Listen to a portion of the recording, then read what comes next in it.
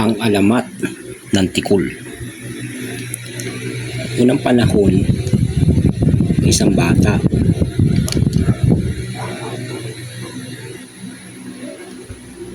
nakatira yan sa malayong lugar sa Nueva Ecija, sa lugar kung saan maraming mga batang makukulit, tsaka malapit sa nag-aaral nga pala siya sa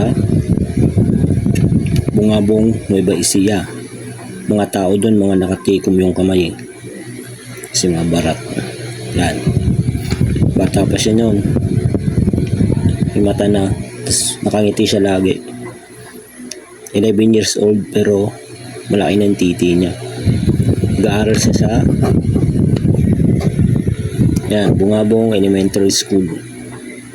So dahil nga astig siya kasi hindi na siya papatid sa nanay niya kasi malaki na yung titi niya, pero payat siya, tapos mahilig siya mag-sombrero. Ayan, ito yung school niya. Ayan, hindi na siya nagpapasundo kasi malaki na eh. Ayan. Ayan, dito magsisimula ng kwento ng alamat ng tikul.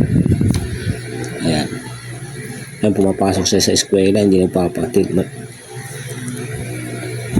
Ayan, pag pumapasok sa school yan, lahat ng classmate niya binugulpi niya kasi nga tag life siya eh. 11 years old pa lang pero tag life na, nakangiti, lagi siya nakangiti.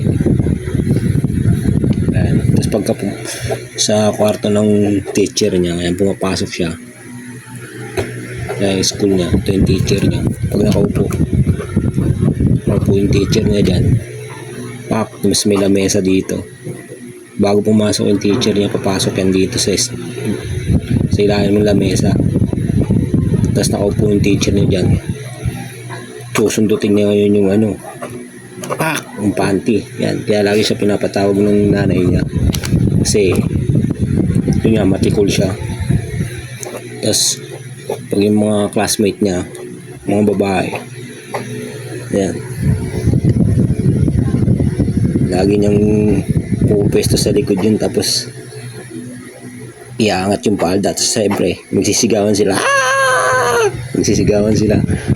Papatawag na uli siya ng mama niya.